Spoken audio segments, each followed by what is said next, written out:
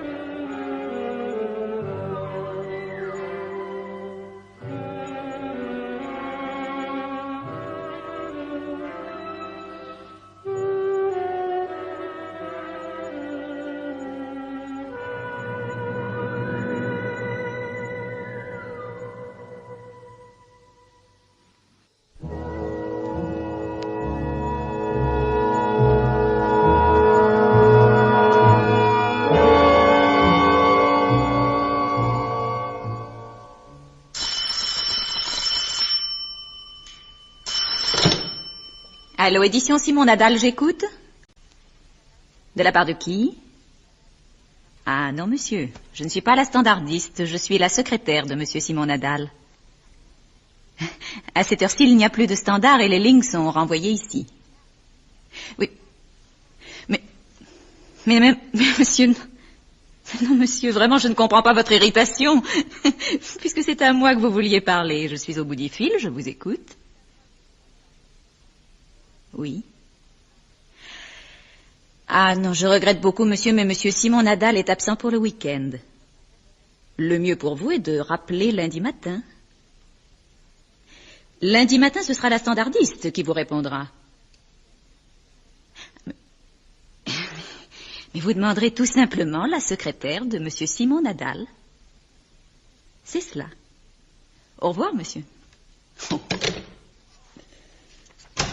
Salut, poupée. Oh, Sainte-Jenny, vous m'avez fait peur. Annoncez-moi au singe. Oh, pourquoi faites-vous exprès d'être vulgaire? Vous savez bien que je n'aime pas ça. Et si moi j'aime quand vous n'aimez pas, hein? Un mot de plus et je vous envoie une claque sur les fesses comme dans les romans noirs américains. Oh, Sainte-Jenny. Allons, poupée, cessez de roucouler et annoncez-moi au Big Boss. Je ne sais pas s'il va pouvoir vous recevoir. Vous ne vous imaginez pas que je me suis tapé 500 bornes en voiture pour m'entendre dire que le vieux caïman n'a pas le temps de me recevoir. Vous aviez rendez-vous? Oui, madame. Allez, et que ça saute. Tout de suite, tout de suite.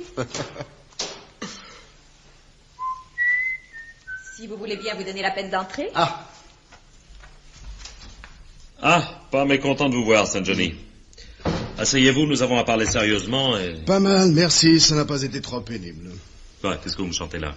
Oh, excusez-moi, j'avais cru comprendre que vous me demandiez comment s'était passé mon voyage. Et...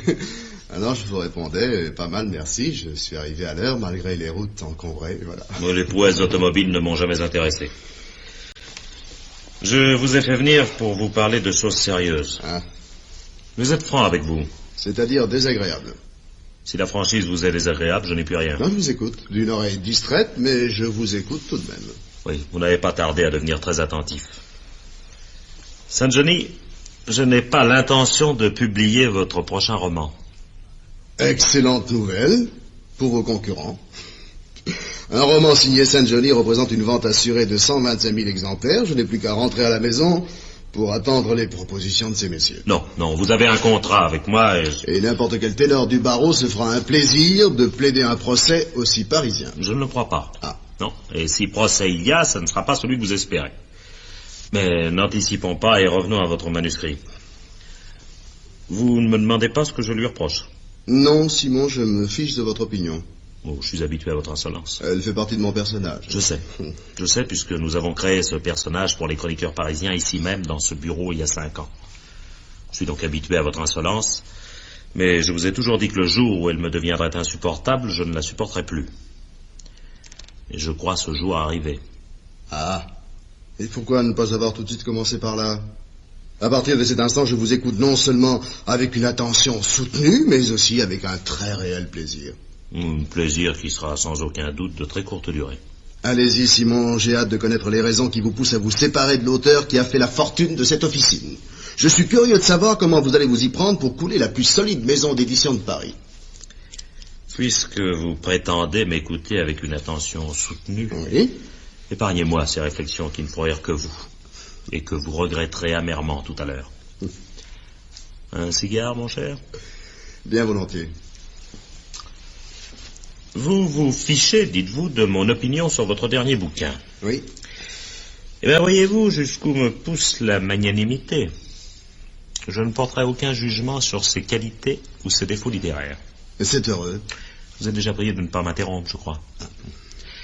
Je me bornerai simplement à constater que vous n'avez pas respecté les conventions dont nous avions longuement discuté lors de notre dernière entrevue. Et c'est-à-dire? Nous étions convenus que vous écririez l'histoire d'un crime parfait. Oui. Or, votre bouquin, pour le meilleur et pour le vampire, est tout ce que vous voudrez, sauf l'histoire d'un crime parfait. Tiens, mais je voudrais bien savoir pourquoi. Bon, pour la raison évidente que l'assassin se fait prendre au dernier chapitre. L'arrestation du coupable, c'est la négation du crime parfait. Mais vous parlez sérieusement? Mais bien sûr. Saint-Johnny, vous êtes un de ceux, et non des moindres, qui ont répandu dans Paris le bruit que j'étais dénué de tout sens de l'humour. Que voulez-vous, je tiens à ma réputation. Je parle toujours sérieusement. C'est ma forme d'humour à moi. Alors, permettez-moi de vous dire, sérieusement, que vous n'êtes pas sérieux. Je me vois mal proposer une énigme au public, le tenir haletant pendant 200 pages pour terminer par une pirouette en écrivant « Nous regrettons beaucoup, messieurs, dames, mais l'assassin était tellement habile que nous avons été nous-mêmes incapables de le découvrir. » Oui, mais vous étiez d'accord avec moi pour convenir que c'était une expérience à tenter. Oui, de bonne foi, je l'ai cru, mais en écrivant, je me suis rendu compte qu'il s'agissait d'une gageure absolument impossible. Ah oui, mais parce que vous n'avez pas joué le jeu, et c'est bien ce que je vous reproche. Certes, il existe dans la police, comme dans toute autre profession, un certain nombre d'individus incapables et bornés. Mais pour le meilleur et pour le vampire, il faudrait que ces enquêteurs fussent particulièrement incapables et bornés pour ne pas découvrir le coupable. Oui. En somme, vous me demandiez d'écrire le manuel du parfait petit assassin. C'était un peu cela, je vous l'avoue. Alors, vous devez comprendre ma déception. Et vous pensez sérieusement que vous n'auriez pas eu d'ennui avec les autorités en publiant un tel ouvrage? Ce sont les risques du métier d'éditeur. Et puis, un livre interdit, quelle publicité pour la maison. Si tel est votre état d'esprit, pourquoi ne vous lancez-vous pas franchement dans la publication d'ouvrages pornographiques? Non, ce genre de littérature me dégoûte. Seul m'intéresse le crime parfait. Et à vos yeux, mon crime parfait n'était pas parfait? Ah non, non, il s'en faut de beaucoup. Vous faites trop souvent appel à la collaboration du hasard. Dans un crime parfait, le hasard ne doit jamais être un collaborateur. C'est au contraire un ennemi dont il faut savoir astucieusement prévenir les manœuvres. Depuis 5 ans que nous nous connaissons, Simon, Oui. C'est la première fois que vous me surprenez. Il vous arrive donc de lire attentivement un manuscrit? Mais vous n'êtes pas au bout de vos surprises. Ah. Auriez-vous l'intention, vous aussi, de devenir un maître du suspense? Qui sait? Mais moi, je n'écris pas de romans. Je préfère les vivre, c'est infiniment plus passionnant. Disons plutôt inquiétant, puisque seul le crime parfait vous intéresse. Vous attendiez donc de mon roman que vous auriez lu avant tout le monde une suggestion, un conseil, une recette, voire une méthode. Oui, et vous m'avez déçu. Et vous ne jugez pas dangereuses les confidences que vous êtes en train de me faire? Non, absolument pas, et vous comprendrez bientôt pourquoi. Et toujours le suspense? Oui, toujours. Car j'ai trouvé, moi, le pauvre éditeur absolument dénué de sens de l'humour, j'ai trouvé, moi, la solution au problème du crime parfait. Oh, mais donnez-la moi, je vais en faire le roman le plus percutant de l'année. Alors vous avouez donc que le bouquin que vous m'avez remis est complètement raté. Je n'avouerai jamais rien de semblable. Vous avez raison. N'avouez jamais est l'un des principes essentiels du crime parfait, le seul qui puisse être considéré comme l'un des beaux-arts. Et voici la solution. Extrêmement simple que j'ai trouvé à ce problème complexe. Le seul moyen de réussir le crime parfait est de le faire commettre par un autre. Plaît-il? Je répète, le seul moyen de réussir le crime parfait est de le faire commettre par un autre. Et c'est pour ça que vous me menez en barque depuis 10 minutes? C'est trop drôle, écoutez. Faire commettre le crime par un autre. Et c'est tout ce que vous avez trouvé. Ah, décidément, aujourd'hui, Simon, vous vous montrez sous un aspect bien inattendu. Une fois de plus, je suis obligé de vous dire, sérieusement, soyez sérieux. Oh, je sais, tout comme un autre, j'ai utilisé dans mes bouquins les bons offices de tueurs à gages, mais, Simon, vous n'appartenez pas au milieu. Où allez-vous le recruter, votre tueur à gages? Ce tueur discret et honnête qui ne vous fera pas chanter plus tard. Où allez-vous trouver cet oiseau rare? En passant une petite annonce dans les journaux? Oh, c'est inutile, puisque je l'ai déjà trouvé. Ah. Et quel est l'imbécile qui acceptera de commettre un crime à votre place? Vous. Moi. Oui, vous. Non, écoutez, Simon, je fais amende honorable. J'ai eu tort de répéter à qui voulait l'entendre que vous étiez l'être le plus dénué d'humour que je connaissais. Vous êtes au contraire l'un des plus grands humoristes de ce temps. Écoutez, cessez de rire, hein, ça m'irrite. Combien de fois faudra-t-il vous répéter que je n'ai aucun sens de l'humour? Vous allez commettre un crime à ma place parce que je vous l'ordonne et que vous ne pouvez pas faire autrement que de m'obéir.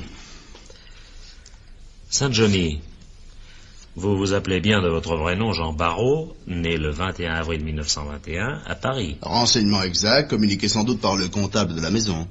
Certes, mais ce que le comptable ignore, c'est ce qui s'est passé en 1945 sur les terrasses du château d'Elseneur. Eh ben, vous dites rien, Saint-Johnny. Non, Simon, je vous écoute. Pour un homme dont l'humour est célèbre dans Paris, ce serait pourtant le moment de placer un mot, une phrase ou une formule qui fasse mouche. Non? Rien? Simon, je vous écoute. Mieux que quiconque, bien entendu, vous savez ce qui s'est passé durant cette fameuse journée de juin 45 au château d'Elseneur. Cependant, je vous rappellerai brièvement quelques faits pour vous convaincre que je connais tous les événements marquants de cette journée du 20 juin 1945. C'était bien le 20 juin, n'est-ce pas? Simon, je vous écoute. Ouais. À cette époque, vous aviez donc 24 ans. Vous tâtiez du journalisme. Un quotidien disparu depuis, vous avez confié une enquête au Danemark. Une jeune femme vous accompagnait dans ce voyage, Muriel Viarme, de 2 ans votre aînée, avec qui vous viviez depuis 3 ans dans un petit studio meublé de la rue du Dragon à Paris. Si j'avance un détail inexact, Saint-Johnny, n'hésitez surtout pas à m'interrompre. Non, continuez, Simon. Je vous écoute. Bon, ces détails sont d'ailleurs sans importance. Non, ce qui compte, c'est la journée du 20 juin. Du 20 juin 1945. Ce jour-là, vous n'êtes pas très pressé de rentrer à Paris. Votre reportage avait été un échec, vous le saviez. Et vous saviez aussi ce qui vous attendait. L'accueil de votre rédacteur en chef manquera certainement de chaleur. Alors vous décidez de faire un peu de tourisme. En compagnie de Muriel, vous visitez Elseneur. Votre âme romantique se plaît à évoquer l'ombre d'Hamlet. Et du haut des murailles qui dominent la mer, vous pensez qu'être ou ne pas être est vraiment la question. Et vous précipitez Muriel dans le vide. À cette époque déjà, vous ignoriez tout de la recette du crime parfait. Votre version de l'accident, tout d'abord bien accueillie par les policiers locaux assez naïfs, éveille bien vite les soupçons d'un commissaire plus perspicace. Et la police locale avait eu la faiblesse de vous laisser en liberté. Et sur le point d'être convoqué à Copenhague, vous prenez la fuite en vous embarquant sur un cargo en partance pour l'Amérique du Sud. Les années ont passé. La plupart des témoins qui pourraient vous accuser sont encore en vie. J'ai recueilli leurs dépositions écrites. Où voulez-vous en venir, Simon?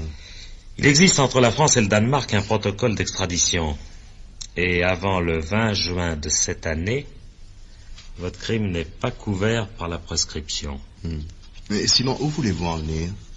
Mais vous obligez à commettre un crime à ma place, je vous l'ai dit. Vous me donnez effectivement une idée. Si vous n'avez pas le courage de vous suicider, vous pouvez compter sur moi. Soyez pas ridicule. N'essayez pas de durcir le tranchant de votre main sur le bord du bureau. Vos héros connaissent tous les secrets du karaté, mais pas vous. Ne me faites pas peur. Pensez bien que j'ai également prévu cette éventualité, sans aucun humour, comme d'habitude. Non, dans l'hypothèse où je mourrais de mort violente ou même naturelle, mon notaire a l'ordre de remettre aussitôt au procureur de la République le pli vous concernant. Alors, formulez des vœux pour que je me porte bien, tout au moins jusqu'au 20 juin. Simon, vous vous vantez assez souvent d'être un homme réaliste. Je crois que votre calcul est assez peu réaliste. Ah oui? Je Je serais curieux de savoir pourquoi. Vous croyez m'obliger à commettre un crime à votre place parce qu'effectivement, je tiens à dissimuler, disons, une erreur de jeunesse. Mais je ne suis pas un criminel professionnel, si j'ose dire. Et que se passera-t-il si je me fais prendre dans la deuxième aventure? Oh, ça, mon cher, c'est une affaire entre vous et votre avocat. Ne croyez-vous pas qu'il me conseillera de vous mettre dans le bain et de dévoiler le marché que vous m'avez imposé? Je ne peux pas vous empêcher de choisir le plus mauvais avocat de Paris. Aucun juge d'instruction, sauf dans votre dernier roman, n'acceptera une version aussi rocambolesque des faits. À moins, bien sûr, de plaider l'irresponsabilité pénale et de faire intervenir les psychiatres. Si vous préférez l'asile à la prison, libre à vous. Non, croyez-moi, la meilleure, sinon la seule solution, c'est de passer par où je veux que vous en passiez et de ne pas vous faire prendre. Hein? Mais je ne savais pas que le manque d'humour pouvait conduire à la folie. Enfin, Simon, mettez pour une fois de côté votre orgueil insensé et reconnaissez ce que tous vos confrères reconnaissent. Sans moi, votre maison d'édition aurait fait faillite depuis longtemps. Je suis votre seul auteur à gros tirage. Je suis encore jeune, et vous savez bien que je suis capable de maintenir ce rythme de production de nombreuses années encore. C'est moi, et moi seul, qui vous assure une existence confortable, l'appartement de la rue de Lille, la maison de campagne à Dampierre et la villa au Cap d'Aille. Rien de tout cela n'existait avant mon entrée dans cette maison. Tenez, voyez jusqu'où je pousse la franchise. Je vais vous avouer ce que je ne vous ai jamais avoué jusqu'à aujourd'hui. Il est exact que mes manuscrits avaient été refusés partout ailleurs. Ah, je vous le fais pas dire. Vous avez eu effectivement le mérite de me découvrir. Sans vous, je serais encore un traîne-latte qui raconte sa vie dans les bistrots de Saint-Germain-des-Prés. Mais reconnaissez à votre tour que sans moi, vous auriez mis la clé sous la porte depuis longtemps. Vous avez fait toute la publicité sur mon premier bouquin avec les 100 derniers 1000 francs que vous avez réussi à dissimuler au fisc, qui vous avait collé un administrateur judiciaire. Hein? Nos sorts sont trop intimement liés. Que ce mariage n'ait jamais été un mariage d'amour, mais un mariage de raison, je vous l'accorde bien volontiers. Nous ne nous aimons pas. Mais est-ce une raison pour divorcer sur un caprice infantile? Je ne suis pas insensible à votre franchise, bien qu'elle vienne un peu tard. Trop tard. Pour un romancier, vous manquez singulièrement de psychologie ou de vocabulaire, ce qui en l'occurrence revient au même.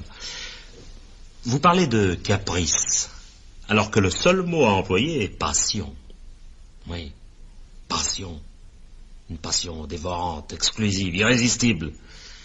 J'ai décidé de tuer. Je veux tuer. Et c'est pourquoi j'ai besoin de vous.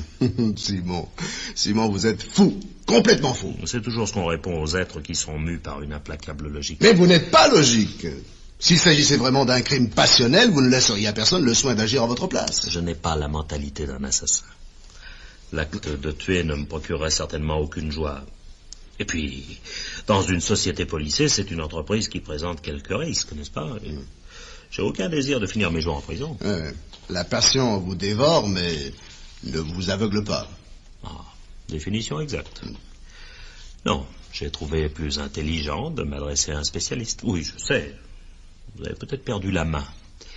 Mais vous avez écrit tellement de romans que la théorie viendra au secours de la pratique. Je ne vous ai pas encore dit que j'acceptais. Mais pour vous, il n'y a pas d'autre solution. Je suis un assez bon joueur d'échecs.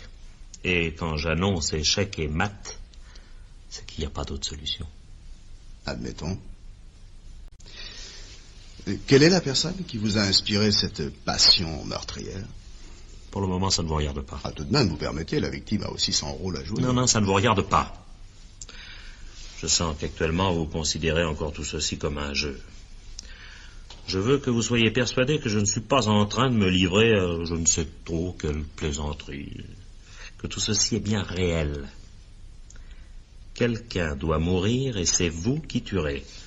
Je veux que vous considériez ce crime comme le seul moyen de vous sortir de la situation où ma curiosité vous a enfermé. Quand vous en serez véritablement conscient, il sera temps de vous désigner la victime. Enfin, ma victime, votre victime. Mais Simon, Nous reparlerons de tout ceci la semaine prochaine. Hein? Mettez à profit ces quelques jours et ces quelques nuits de sursis pour réfléchir. Vous êtes libre de choisir les prisons danoises. Le Danemark est un pays socialement très évolué, les prisons doivent être confortables. À lundi prochain, mon cher Saint-Denis.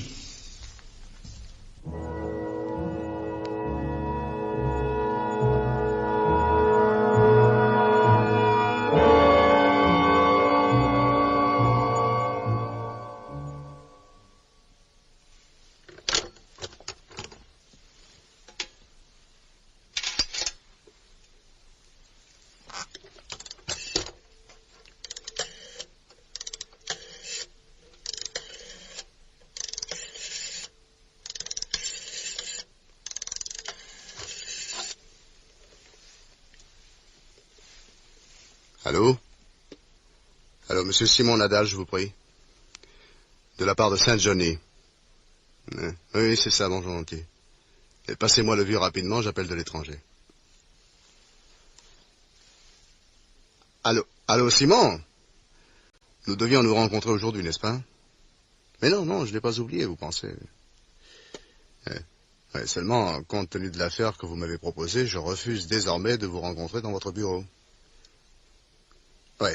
J'ai le droit de prendre certaines précautions, et moins on nous verra ensemble, mieux cela vaudra. Je suppose en effet que la personne en question fait partie de votre entourage. Tout au moins de vos relations. Hein? Oui, bien sûr. Oui, vous ne pouvez pas me donner son nom au téléphone, je comprends très bien. Oui. Dites-moi, fréquentez-vous d'ordinaire le quartier de la gare Saint-Lazare? Non? Oui, très bien. J'ai dit à votre secrétaire que j'appelais de l'étranger. En réalité, je suis dans une brasserie de la rue de la Pépinière. Je vous y attends. Oui. Ne dites à personne que vous venez me rejoindre. Cela fait partie du plan que je vous exposerai tout à l'heure. C'est cela. Alors je vous attends. Simon, venez seul, naturellement.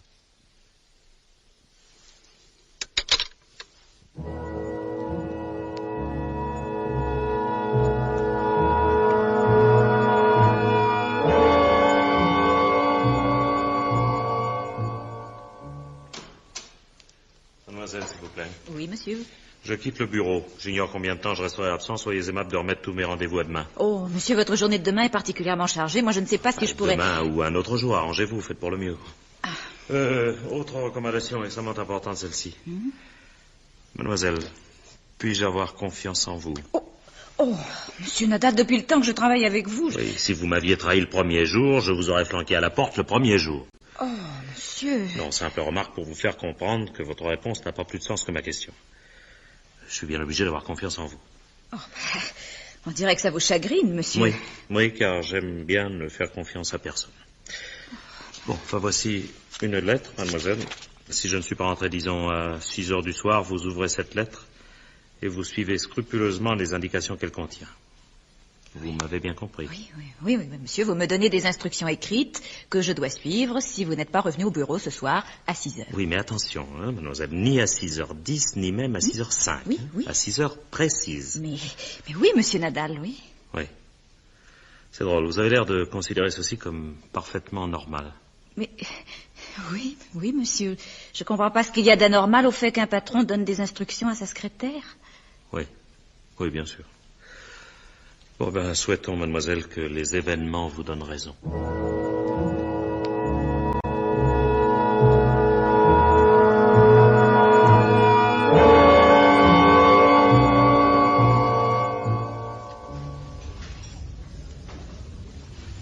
Bonjour, Sandy. Pas de nom, s'il vous plaît. Si vous cherchiez la discrétion, nous aurions été plus tranquilles dans mon bureau. Non, je préfère ce lieu public. Le garçon a quelque chose de rassurant. Nous ne sommes pas dans un univers de fiction, ici, mais dans une vraie brasserie avec de vrais consommateurs qui attendent paisiblement l'heure de leur train. Qu'est-ce que vous prenez? Un demi. Non. Alors, les garçons, un demi pour mon ami. Oui. Vous m'assurez que vous ne connaissez personne dans ce café et que personne ne vous y connaît. Comment êtes-vous venu ici? Je suis en taxi. Très bien. Vous n'avez pas été suivi? Ça, comment le saurais-je? C'est très important. Si vous avez été suivi, il faudrait changer d'établissement. Écoutez-moi bien, j'ai pas abandonné mon bureau en plein milieu de l'après-midi avec tous les rendez-vous qui m'y attendaient pour m'entendre débiter des sornettes. Excusez-moi, je pensais que l'affaire que vous m'avez proposée était une affaire sérieuse. Ça, elle l'est. Et dans ce cas, ces précautions devraient vous sembler naturelles. N'oubliez pas ce que je dois faire avant le 20 juin. Et nous sommes en train de vivre le premier chapitre de mon prochain roman. Oui, mais je vous ai déjà dit que ça n'était pas du roman. Je suppose que rien dans l'arrangement que nous allons conclure ne s'oppose à ce que j'écrive plus tard l'aventure que vous m'obligez à vivre. Non, ça, évidemment. Si je suis libre, bien entendu. Mais j'entends le rester, figurez-vous. Et c'est pourquoi je m'entoure de ces précautions qui vous semblent ridicules. Ce détail n'oriente que vous. Oui, ce sont des détails d'exécution, si j'ose dire. Je suis venu enregistrer votre accord sur le principe. L'autre jour, dans mon bureau, j'ai pas voulu vous mettre le couteau sous la gorge. Heureuse expression. Je vous ai accordé plusieurs jours de réflexion. Et aujourd'hui, j'attends votre réponse. Mais c'est oui. Oui, dans l'enthousiasme et avec le sourire. Ah. Pendant ces 8 jours, mon heureux caractère a repris le dessus. J'ajouterais que l'expérience m'amuse, mais oui, franchement, elle m'amuse. Heureux que vous le preniez ainsi. Un patron est toujours heureux de voir un ouvrier de bonne humeur, un ouvrier qui se rend en sifflotant sur le chantier. Je ne voudrais pas jeter une douche glacée sur votre gaieté, mais je vous rappelle que moi aussi, de mon côté, j'ai pris certaines précautions. Et que si vous me tendiez un piège, vous en seriez pour vos frais. Qui tend des pièges ici? Vous ou moi? Vous n'avez aucun sens de l'humour, mais il ne faudrait pas en abuser. Vous vouliez un tueur, mais vous n'avez pas exigé un tueur triste. Ne parlez pas si fort, on pourrait nous entendre. Mais alors ne me faites pas perdre ma bonne humeur par des remarques affligeantes de mauvais goût. Décidément, quelles que soient les circonstances, vous êtes toujours un personnage déplaisant. J'aime pas beaucoup le ton sur lequel vous prenez cette affaire. Ah, mon cher ami, je vous prends en flagrant délit de contradiction. Tout à l'heure, vous étiez très heureux de mon attitude. Vous n'avez pas manqué de prendre des renseignements sur mon compte. Le style de mes livres aurait dû vous mettre en garde, puisque la théorie doit venir au secours de la pratique. Dois-je comprendre que vous acceptez? Oui. Combien de fois faudra-t-il vous le répéter? À une condition, cependant. Ah, je me disais aussi. Je voudrais que vous répondiez franchement à une question. Et malheureusement, je dois me fier à votre parole. Voici. Quel but poursuivez-vous exactement? Mais je n'ai pas à m'expliquer sur ce point. Ah, mais si vous me laissiez finir mes phrases au lieu de vous emballer stupidement et inutilement, notre entretien serait plus bref et nous parviendrons plus rapidement à un résultat positif. Vous connaissez le monsieur qui vient d'entrer? Non. Il a regardé dans votre direction. Bon, et alors? Et il m'a semblé que vous lui adressiez un signe. Moi? Pas du tout. Non, à partir de maintenant, j'entre dans le jeu et je vais vous apprendre, moi, ce que c'est que de prendre sérieusement, au sérieux, les choses sérieuses. Enfin, je vous dis que je ne connais pas cet homme. Mais encore une fois, je suis bien obligé de vous croire sur parole. Alors, quelle question vouliez-vous me poser? Le but que vous poursuivez. Supprimer quelqu'un qui vous gêne, ou voir ma photographie en première page des journaux entre deux gendarmes, les menottes au poignet. Mais je vous ai déjà dit que peu m'importe ce qui vous arrivera par la suite. Eh même à moi, il importe. Mais comment? Si votre véritable but est de me voir passer aux assises, je n'ai pas besoin que vous me désigniez une victime. Je l'ai trouvé. C'est vous. Et tout de suite, dans ce café, je tire à travers ma poche. Comment? Vous êtes armé? C'est bien d'un tueur que vous avez besoin, non? Je vous donne ma parole d'honneur que mon seul désir est de... Vous pouvez parler, personne ne vous écoute. Et de supprimer cette personne? Pas de vengeance personnelle à mon égard? Non, aucune. Ne suis-je déjà pas suffisamment vengé de toutes les plaisanteries que vous m'avez fait subir depuis 5 ans? Une fois le génère disparu, nous continuons, comme par le passé, notre fructueuse collaboration auteur-éditeur. C'est bien cela. Mais il ne saurait en être autrement entre hommes d'honneur. Ouais, entre hommes d'honneur. C'est parfait. Vous avez décidé de me faire crever de rire avant que je ne lève le petit doigt sur votre client. Avec vous, les conversations ont toujours été difficiles. Soit, j'accepte l'homme d'honneur.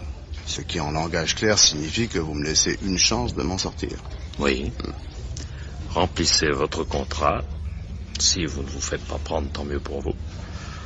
Au risque de vous faire ricaner une fois de plus, j'ajouterai que vous aurez droit à mon estime. Je vous ai tenu jusqu'à présent pour un personnage insupportable de vanité. Si vous êtes capable de réaliser ce que font vos héros à chaque chapitre de vos bouquins, je vous tire mon chapeau. Mais pour le coup de chapeau, nous verrons plus tard. Ce qui importe pour l'instant, c'est que vous ne me mettiez pas les bâtons dans les roues. Ah non, ne me demandez pas d'être votre complice. Hein. Je m'en garderai bien, vous êtes trop dangereux. Vous en profiteriez pour constituer un petit dossier et me faire chanter plus tard, selon votre habitude. Non, il ne s'agit pas de complicité, mais de neutralité. De neutralité stricte, telle que se doit de l'observer un homme d'honneur, puisque ce mot est agréable à vos oreilles d'homme d'affaires. Eh bien, je vous promets de respecter scrupuleusement cette neutralité. Bien. Je vous ai dit tout à l'heure au téléphone que moins on nous verra ensemble, mieux cela vaudra. Nous allons commencer tout de suite. Non, mais pas avant que je vous désigne... Peu importe la personne, ceci n'est qu'un détail pour moi. Parfaitement, un détail.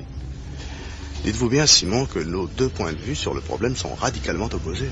Pour vous, ce qui compte, c'est la suppression du gêneur. Ce qui peut m'arriver par la suite n'est qu'un détail. Pour moi, c'est très exactement le contraire. Ce qui compte, c'est de ne pas me faire prendre. Et le détail, c'est l'identité de ce gêneur. comme c'est moi qui me trouve en première ligne, que vous restez à l'arrière pour empocher les bénéfices, et il est normal que nous étudions ce problème selon mon point de vue, et que nous examinions par priorité les mesures propres à assurer ma sécurité. D'accord? Mais je vous écoute. Bien.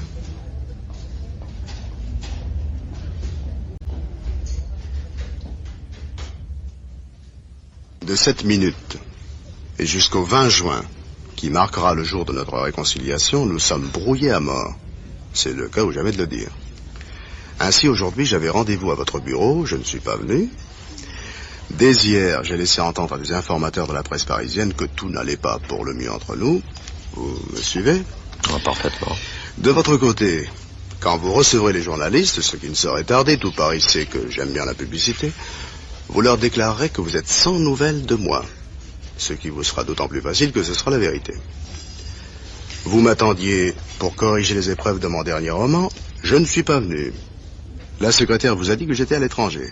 C'est elle qui vous a appris ce que vous allez apprendre effectivement en revenant à votre bureau, que j'ai demandé qu'on fasse virer des sommes d'argent à Londres, Munich, Bruxelles et Genève. Vous êtes furieux après moi, vous ne le dites pas, mais vous le laissez entendre. Oh, s'il n'y a que ça pour vous faciliter la besogne, ce n'est pas compromettant. L'annonce d'une brouille entre nous ne surprendra vraiment personne. Ah non, mais je travaille toujours dans la vraisemblance, vous le savez bien. Une autre précision. Si pour une raison quelconque, imprévisible en l'état actuel de mon plan, j'avais à vous téléphoner, je m'annoncerai à la secrétaire sous le nom de Ratchevski. Donnez des instructions pour qu'on ne me fasse pas attendre d'y répondre que vous êtes en conférence. Ratchevski. Compris? Oui, mais j'ai une excellente mémoire. Oui. N'oubliez pas les virements. Indispensables pour mon alibi. Dans l'un de ces 4 pays, je me garde bien de dire lequel, j'ai des amis qui soutiendront la tête sur le bio qu'ils étaient en ma compagnie au moment de leur hache.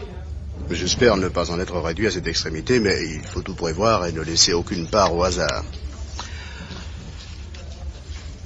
Je vois que vous êtes très intéressé à la recette du crime parfait.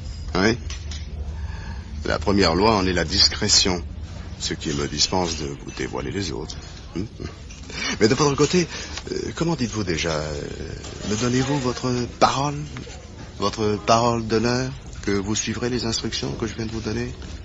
Vous avez ma parole. La lecture des journaux me renseignera. Pour ma part, j'accorderai des interviews aux journaux étrangers. En principe, cela fait déjà plusieurs jours que j'ai quitté la France. Oui. Pour être tout à fait certain de ne pas être vus ensemble, il serait temps de me désigner votre bonhomme. Oui. Allez-y. Considérez-le dès à présent comme très gravement malade. Je vous écoute. Quel est l'homme qui vous gêne? Un parent? Un auteur? Un concurrent? Il ne s'agit pas d'un homme, mais d'une femme. J'aurais dû m'en douter en vous entendant parler l'autre jour dans votre bureau en termes lyriques de cette passion qui vous consumait. Elle va pour une femme. Ce n'est pas très courageux de s'attaquer à une femme. Enfin, c'est une affaire entre votre conscience et vous. Oui, et que vous dit votre conscience à propos de ce qui s'est passé à Elseneur? Oh, il y a 20 ans. Pas tout à fait. C'est vrai. Mais épargnez-moi vos leçons de morale entre gentlemen, voyons. Ce n'est pas un sujet convenable. Malgré votre désir de ne plus nous montrer en public ensemble, peut-être faudrait-il que nous nous rencontrions une dernière fois pour que je vous la présente. Dites toujours son nom. Je connais tout de même pas mal de monde. Hélène Parmentier. Pardon? Hélène Parmentier. Hélène?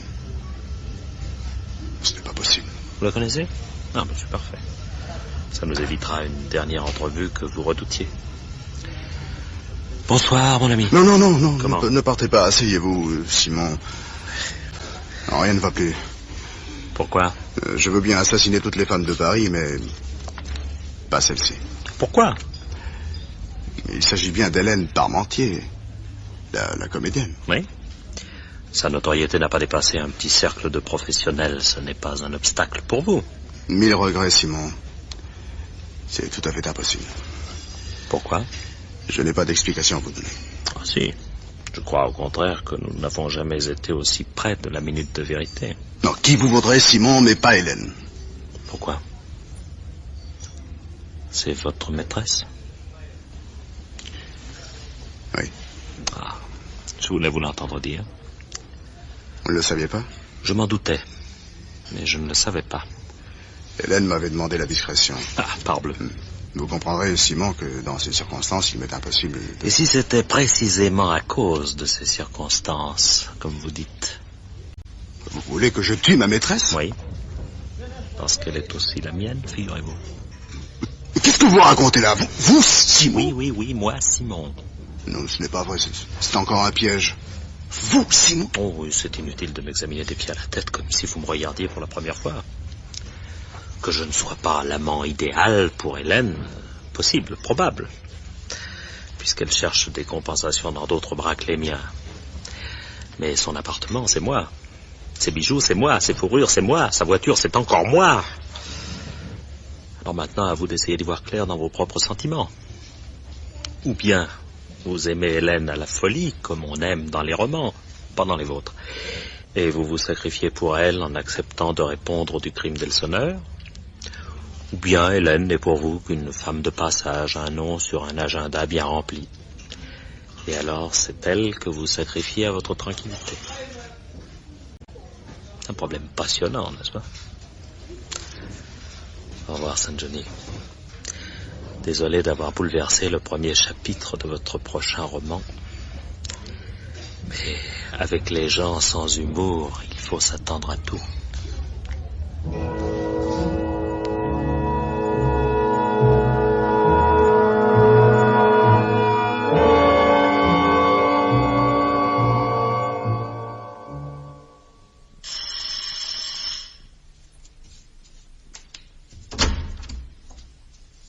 Bonsoir, Hélène chérie. Bonsoir, Johnny. Ça te dérange pas? Non, j'ai toujours le bienvenu, tu le sais bien. Oui, à condition de téléphoner une dizaine de fois pour annoncer l'heure précise à laquelle on arrivera. Et chacun a ses petites manies.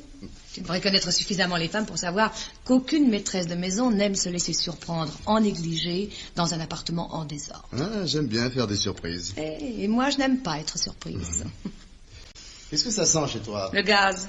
Oh, que veux-tu? C'est tout le charme des vieilles maisons. Les radiateurs à gaz ne fonctionnent plus très bien. En m'en allant, j'avais oublié de fermer le compteur. Oui, il faut te dire que le compteur est sur le palier. C'est tellement plus pratique. Un coup de vent a éteint la veilleuse et quand je suis revenue, une allumette aurait suffi à faire sauter tout le quartier. Alors, qu'est-ce que je te sers à boire? Oh, question stupide puisque tu vas me répondre un whisky comme d'habitude. Oui, celui-là, je le voudrais plus tasser que d'habitude. Tu es assez grand pour te servir tout seul, pour une fois qu'il y a un homme à la maison. À ta santé, Hélène. À la tienne, Johnny.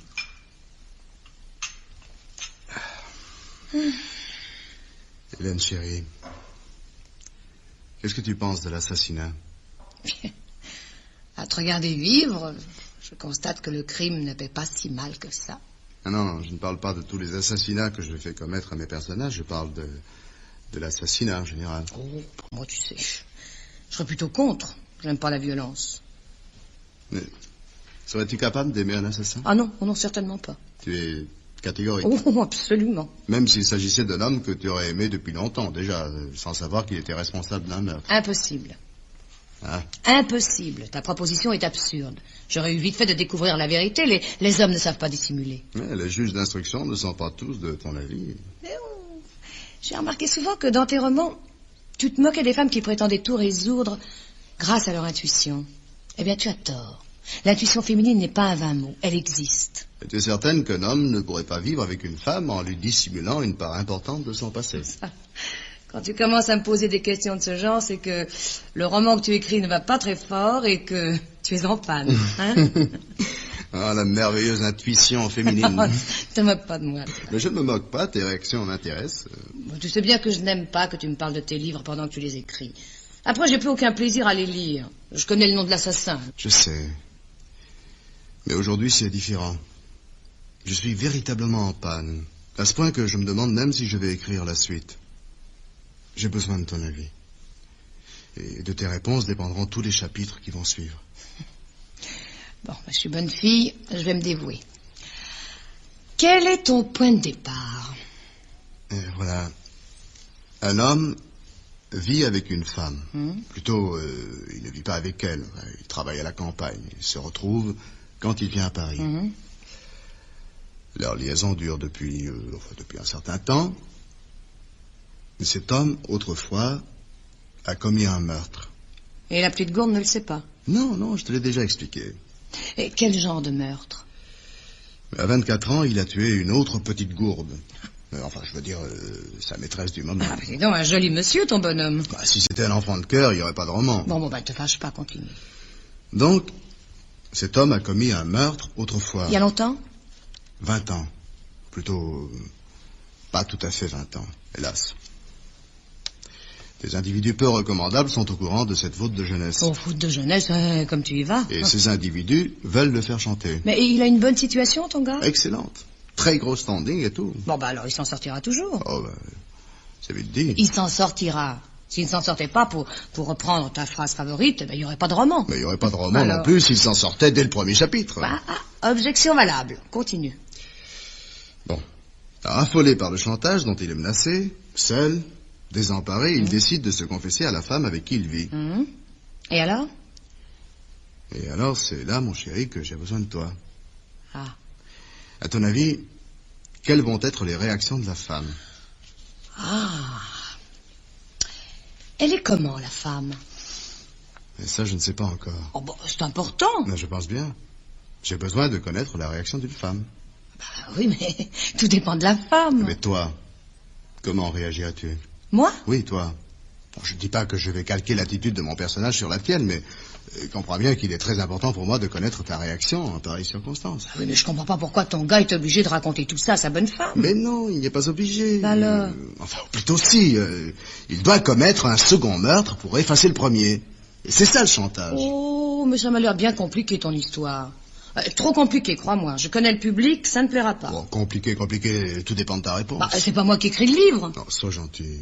Réponds-moi. T'occupe pas de savoir pourquoi le bonhomme a été obligé de faire cette confession. Imagine que c'est un rôle que tu as joué. Bon. Eh bien, si l'homme avec qui je vis m'avoue une chose pareille... Oui. Oui, à supposer, bien entendu, que je ne l'ai pas déjà deviné. Eh bien, je le quitte, immédiatement. Même si tu l'aimes? Ah non, ça, je peux pas avoir aimé un assassin. Mais son crime est ancien. Ancien, c'est vite dit. C'est comme les fous qu'on laisse sortir des asiles et qui recommencent.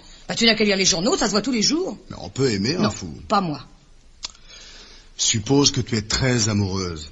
Ah. Très, très amoureuse? Oui. Ah, j'hésite, bien sûr. Ah, tu vois. Oui, mais je le quitte quand même. J'aurais du chagrin, mais je pourrais pas continuer à vivre avec lui, j'aurais peur. Peur qu'il recommence avec moi. Je pourrais plus dormir dans le même lit que lui, c'est plus fort que moi, je pourrais pas. C'est vrai, je pourrais pas. Tu le dénoncerais à la police? Ah non, ça sûrement pas, non. Enfin, sûrement pas, quoique... Oh, si je me sentais menacée, ce serait plus une dénonciation, ce serait, comment dit-on, de la légitime défense. C'est ça, hein? Bon, voilà, c'est ça.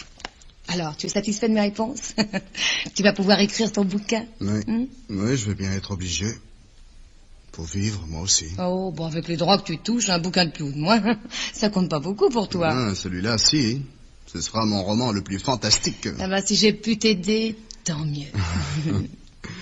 J'admire ta merveilleuse intuition féminine qui t'a fait préférer la mort à la vie. Je veux dire, la vie à la mort... Enfin, de toute manière, c'est une phrase sans importance, elle ne veut rien dire. Ah, excuse-moi. Ah, je t'en prie.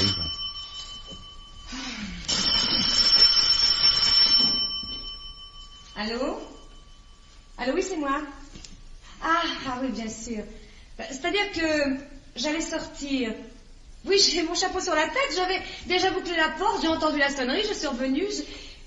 Ah, non, c'était un rendez-vous très important. Mon impresario. Je suis déjà en retard, comme d'habitude. Ah, non, ça, alors je sais pas du tout à quelle heure je vais rentrer. Nous souperons après le spectacle et oui, c'est le métier qui veut ça. Non, c'est moi qui rappellerai, hein. C'est ça, au revoir. Qui était-ce? Oh, un camarade, il est bavard comme une pie. J'en avais au moins pour 1 heure. Comme tu lui as bien menti. Ah, n'est-ce pas? Bon, pour être tranquille, je vais couper le téléphone. Non, ce n'est pas une raison pour continuer avec moi. Hein? Est-il bien certain que ce soit un camarade qui t'appelait? Du moment que je te le dis. Était-ce pas plutôt un certain monsieur Simon Nadal? Simon Nadal? Oui. Simon Nadal? Je sais pas qui c'est. Oh, excuse-moi, mon petit, mais tu en fais trop, hein, comme on dit dans votre métier. Hein? Tu sais parfaitement qui est Simon Nadal, puisque tu prétends avoir lu tous mes livres. C'est mon éditeur. Son nom s'étale en plus gros caractère que le mien sur toutes les couvertures. Impossible, mais j'avais pas fait attention. Et on a bien raison de dire que les victimes sont parfois aussi coupables que les bourreaux. Tu prendras bien un autre verre de whisky. Mais volontiers, Johnny. Eh bien, tu vas être servi.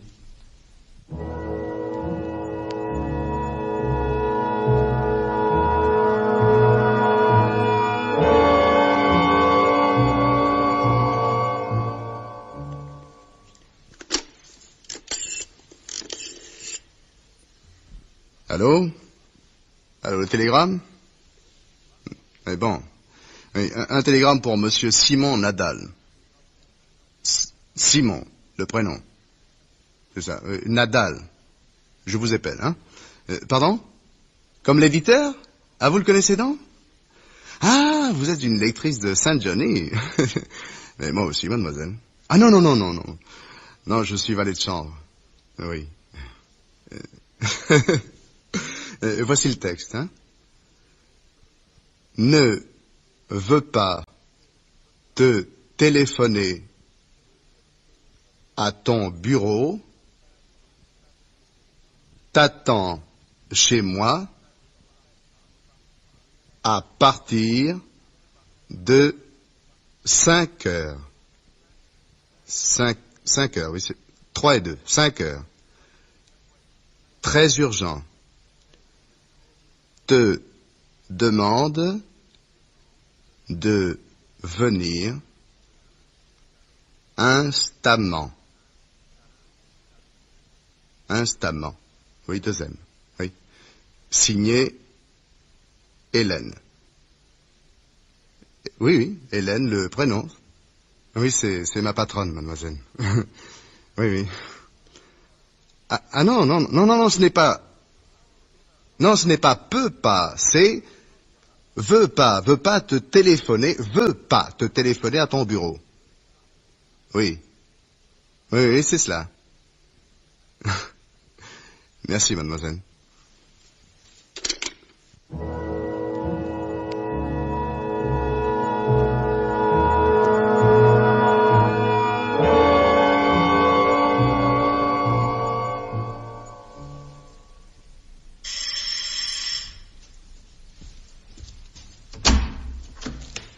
Entrez, mon cher. Et entrez donc. C'est auprès de me voir, n'est-ce pas? Hélène m'a envoyé un télégramme, je suis venu aussitôt. Et vous avez bien fait. Où est-elle? À Saint-Tropez. Ce télégramme... C'est moi qui l'ai envoyé. J'ai besoin de vous parler, je préfère vous rencontrer ici. Non, nous n'avons plus rien à nous dire. Non, ce n'est pas mon avis. Mais entrez donc. Mais j'en vois pas la nécessité. Moi, si. Ne m'obligez pas à vous menacer de ce revolver. Ce serait tout à fait ridicule de vous tuer sur le palier. Entrez. Soit genre, ce nouvel entretien est parfaitement inutile. Vous permettez? Un tour de clé à la porte. Hop. C'est pour jamais, si vous prenez fantaisie de vous enfuir. Voilà. Asseyez-vous. Merci. Un verre de whisky? Alors, c'est bientôt terminé, cette comédie. Vous avez deviné juste, elle touche à sa fin. Comme c'est curieux, ça, Johnny. Même un revolver à la main, vous ne parvenez pas à me faire peur. Je sais que trop de choses vous retiennent. Vous n'appuierez pas sur la détente. Trop de choses me retiennent, en effet, mais ce ne sont pas celles que vous croyez. Pour être certain de résister à la tentation, je range le revolver dans ce tiroir. Je ferme à clé. Voilà. Aussi peu que vous vous sentiez menacé auparavant, vous serez tout de même plus à votre aise pour causer, non? J'ignore à quoi rime cette mise en scène. Vous n'allez pas tarder à le savoir. Si vous aviez besoin de me parler, il était facile de me téléphoner en vous faisant appeler Radchevski, comme vous me l'aviez suggéré. Radchevski. Vous voyez que je n'avais pas oublié le nom. Compliment. Je voulais vous voir. C'est dangereux.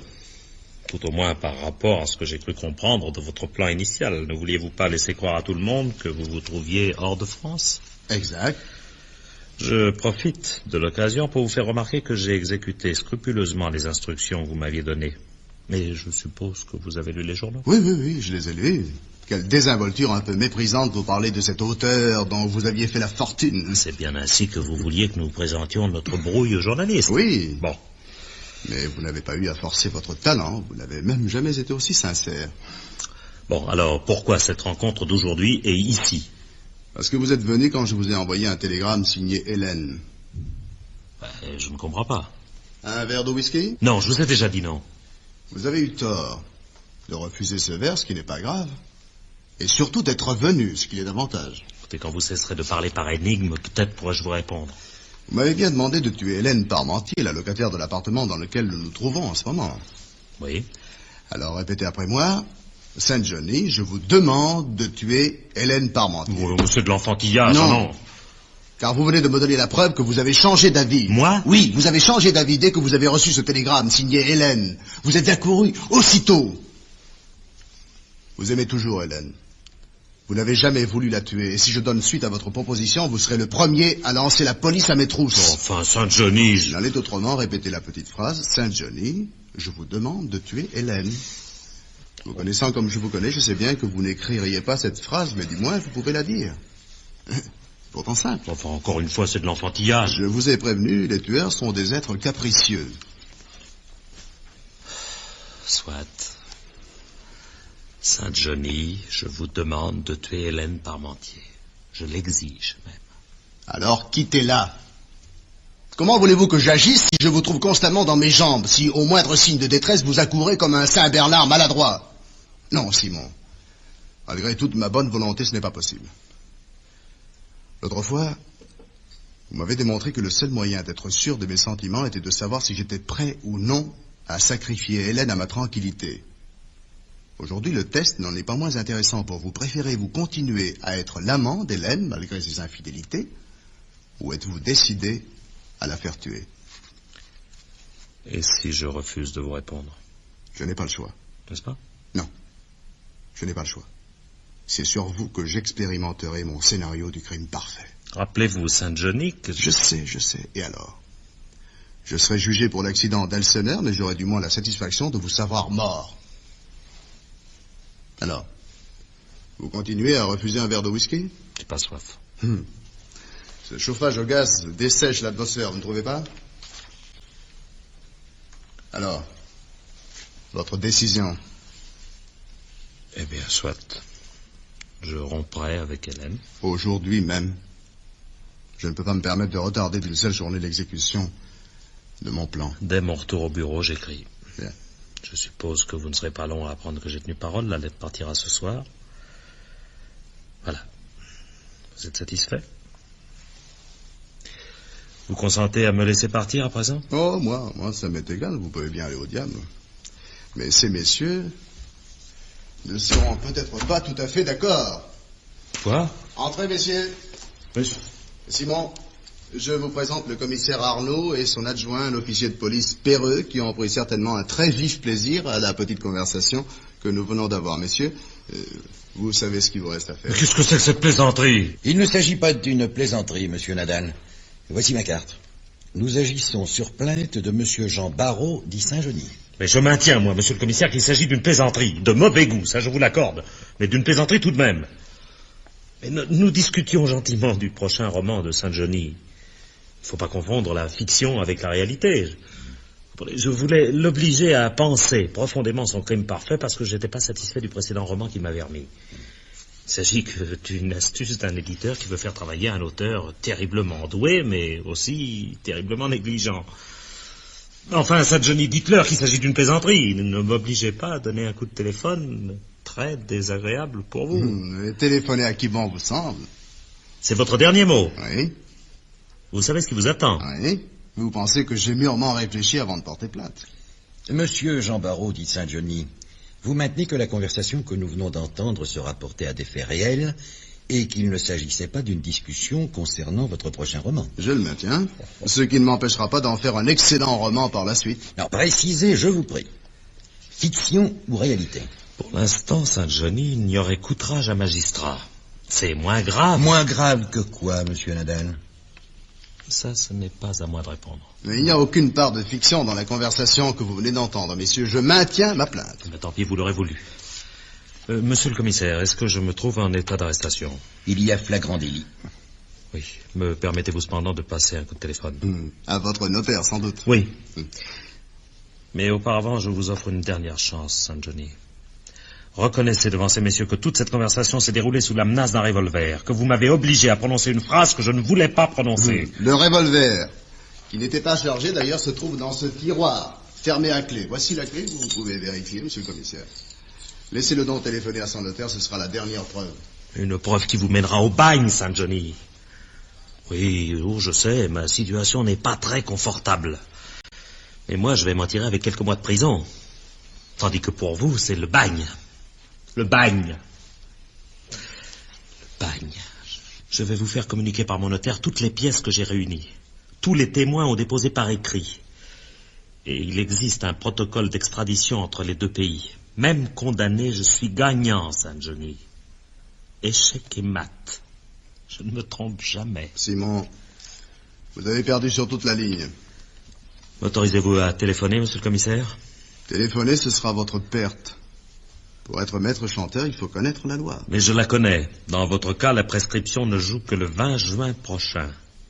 Et nous ne sommes pas le 20 juin. Je me moque de votre 20 juin comme de mon premier 14 juillet. Vous devenez fou, Saint-Johnny. Le châtiment approche. Ah, comme vous avez eu raison de porter plainte. Nous allons être arrêtés ensemble. Et je serai vengé tout de même. Mais c'est vous qui êtes fou, Simon. Jamais je n'aurais appelé la police à mon secours si la prescription n'avait pas joué depuis longtemps. Depuis près de 10 ans maintenant. Oui, Simon, si en France et dans la majorité des pays la prescription est de 20 ans, elle est seulement de 10 ans au Danemark. Et si vous vous intéressiez tellement à moi, vous auriez dû constater que je n'étais pas revenu en Europe avant cette date.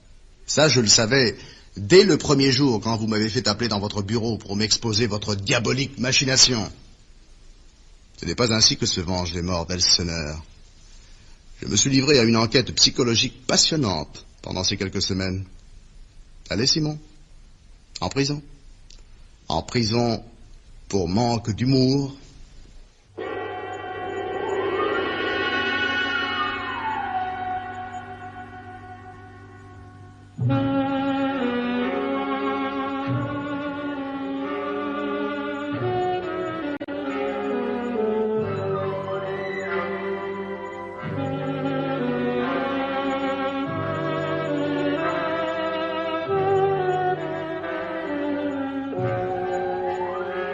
Les terrasses d'Elseneur. Ce film radiophonique de Louis Rognoni avait pour interprètes Jean-Marie Fertet, Jacques Morel, Rosie Wart, Lisette Lemaire et Jean-Charles Thibault.